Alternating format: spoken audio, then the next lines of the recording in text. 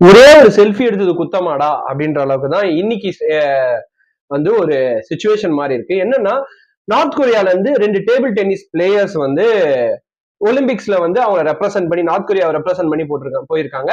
அவங்களுக்கு போடப்பட்ட ரூல்ஸ் என்ன அப்படின்னு பாத்தீங்கன்னா, ஃபர்தரா நீங்க எந்த ஒரு நாட்டு பிளேயர்ஸ் கூடயும் ஸ்பெஷலா சவுத் கொரியா பிளேயர்ஸோட நீங்க ஃப்ரெண்ட்ஷிப் ரிலேஷன்ஷிப்பே வச்சுக்க கூடாது அப்படின்னு சொல்லி நார்த் கொரியா ஆர்டர் போட்டிருந்தாங்க. பட் என்ன பிரச்சனைனா, இவங்க ஒன்ஸ் அந்த டேபிள் டென்னிஸ் விளையாட்டு முடிஞ்ச பிறகு ஃபர்ஸ்ட் சைனாவும், செகண்ட் வந்து நார்த் கொரியாவும், தேர்ட் வந்து சவுத் கொரியாவும் வின் பண்ணும்போது இவங்க எல்லாரும் ஒன்னா நின்று ஒரு சிரிச்சா மாதிரி ஒரு செல்ஃபி எடுத்திருக்காங்க. இன்னைக்கு அதுவே அவங்களுக்கு வந்து ஒரு மிகப்பெரிய பிரச்சனையா உண்டு பண்ணிருக்கு.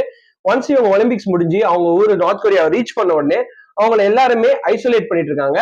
ஐசோலேட் பண்ணது இல்லாம எல்லாரையுமே வாட்ச் பண்ணிட்டே இருக்காங்க. அதாவது அந்த 2 பிளேயர்ஸ் செல்ஃபி எடுத்த பிளேயர்ஸ். இப்ப என்ன பிரச்சனைனா, அடுத்தது அவங்களுக்கு என்ன மாதிரியான தண்டனை கொடுக்க போறாங்கன்றதுதான் ஒரு மிகப்பெரிய பிரச்சனையா இருக்கு. இதெல்லாம் தாண்டி அவங்க என்ன தண்டனை கொடுத்தாலும் நார்த்